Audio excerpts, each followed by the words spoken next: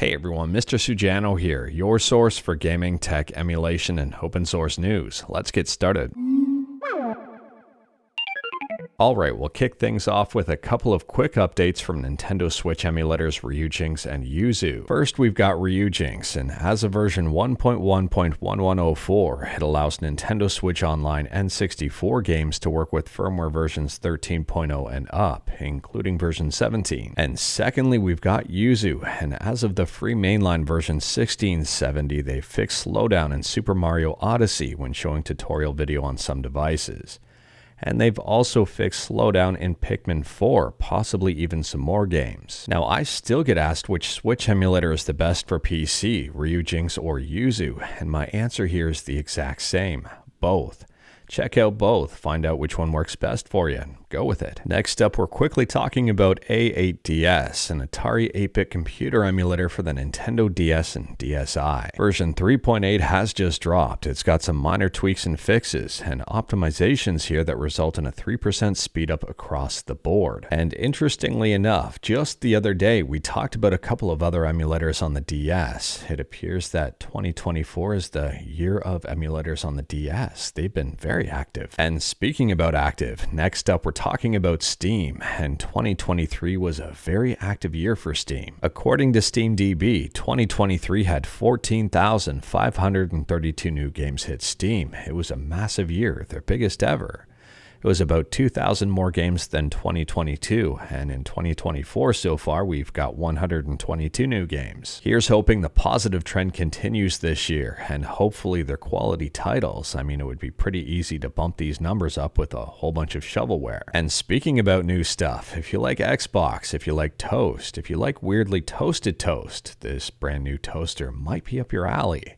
It was spotted over on Walmart.com. It's selling for $40, and it is from Xbox. Looking at the product details, and if it wasn't obvious by the image, it's based on the Xbox Series X. It does fit bagels. Based on the images, the sizing is a bit confusing. This toaster either fits 2 normal pieces of bread or 1 big one, or 1 normal piece of bread or 2 smaller ones. I'm not quite sure here.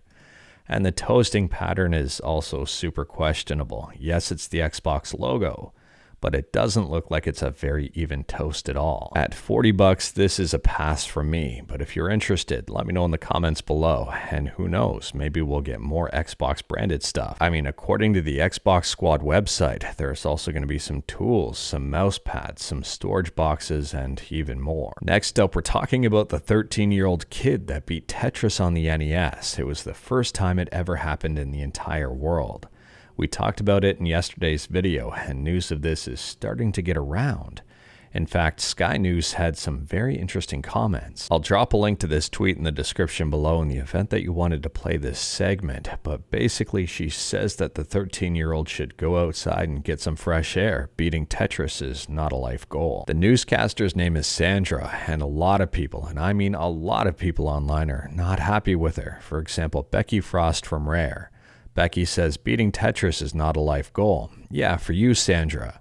How many world records had you set at 13 years old? What a small-minded, smug, and horrible way to belittle this kid's achievement. Moving on, and we're talking about Nintendo 3DS emulation with Panda 3DS, and as of right now, Panda 3DS is available for Windows, Mac, and Linux.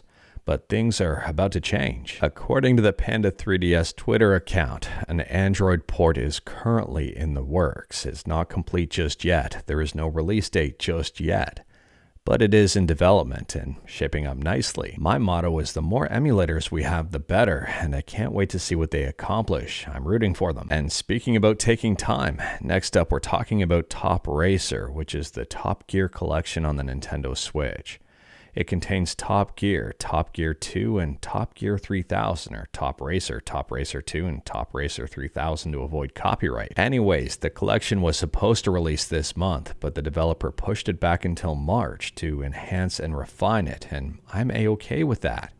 If the developer wants to delay a game in order to make it better, that's fine by me. Honestly here, I am excited about this collection. I mean, I already own these games on the SNES. However, there's going to be a collaboration with Horizon Chase here, and there will be some online gameplay. Next up, we're quickly talking about one of my favorite Linux distributions, Linux Mint, and version 21.3 is right around the corner. This new version is currently being beta tested, and it's worth pointing out if you are on newer hardware, you may want to consider Linux Mint Edge.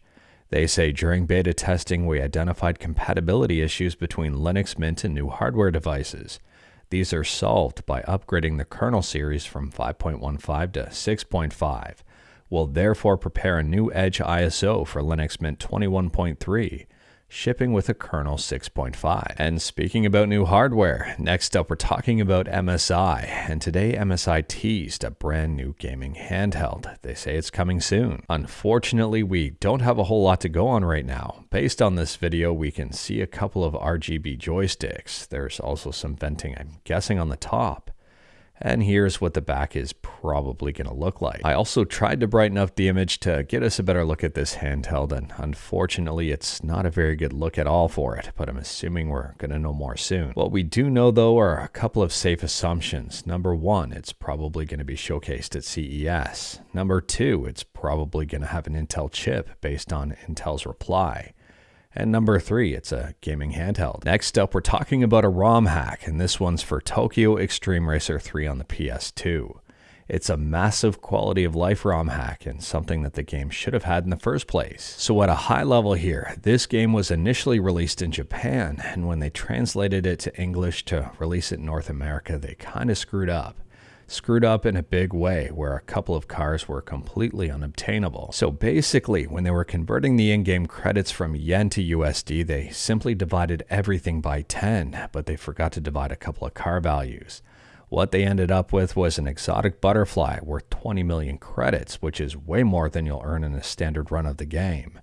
And the Whirlwind Fanfare, priced at 1 million credits, which is over the max cap that you can earn. Now, thanks to this ROM hack, you can obtain the exotic butterfly a lot easier, and you can actually obtain the Whirlwind Fanfare without cheats. Next up, if you've got a PS5 and you're wondering what games are on the horizon for 2024, well, Sony's got you covered. They just put up a blog post showcasing some heavy hitters hitting the system. So they've got games like Final Fantasy VII Rebirth, Stellar Blade, Dragon's Dogma 2, Concord, Helldivers 2, Metal Gear Solid Delta Snake Eater, and even more. It's going to be a big year for Sony. Additionally here, if you're interested in Dragon's Dogma 2, IGN has an 18-minute long gameplay video. I'll drop a link to that in the description below as well. Next up, this is a real quick one. We've talked about simple apps on Android in previous videos and how it was sold to a different company. Anyways, they were working on some free and open source versions of those simple apps, and Fossify Gallery has just popped up on F-Droid. I'll drop a link to it in the description below. Next up, I've got another quick one. If you've got a Nintendo GameCube and you were thinking about modding it, Flippy Drive might be the way to go here. There's a video on YouTube, I'll drop a link to it in the description below, but apparently it's going to be under 40 bucks and it's solderless. Installing it and running it looks pretty simple. Some 3D printed parts, the PCB, and some ribbon cables. And it appears to support Cube Boot. Moving on, and if you're in the United States, this may be very important to you. The FTC apparently wants to hear your thoughts on the right to repair legislation. A little while back, there was a petition put forward from iFixit, and now the FTC is looking for public opinion. If you wanted to learn more and also voice your opinion, I'll drop a couple of important links in the description below, and again, feel free to check them out. Here's hoping the bill shapes up well and actually goes somewhere. I mean, who knows? Maybe we could get replaceable batteries back into our smartphones. Next, another quick one. Phasmophobia just released the roadmap for 2024, and if you're looking to play this game on consoles, they do have some information. Unfortunately, they don't have a firm release date just yet, but they say when it is released, console players will receive a game that looks and runs better. We plan to implement a large amount of optimizations across the board, which will allow us to keep the game's graphical quality as close to PC as possible. And oddly enough, this game was released back in 2020 on PC and is still considered early access, although the reviews on this one are overwhelmingly positive. And last up here, we're talking about Tomb Raider on the 32X. Yes, it's actually a thing. I'll drop a link to this YouTube video in the description below. This is just a sneak peek. It's currently in development, and this is the open source Tomb Raider engine known as OpenLara. OpenLara is on GitHub, and if that was a sneak peek, I guess we're expecting an update to this one pretty soon. But anyways, that is all I've got for you in this one. Straight to the point, all stuff and no fluff. We talked about a ton today. Let me know your thoughts about absolutely any of it in the comments below. If you liked this video, leave a like. If you didn't like this video, leave a like. Hit that subscribe button. Check out my other videos. Don't tempt fate. Save your state.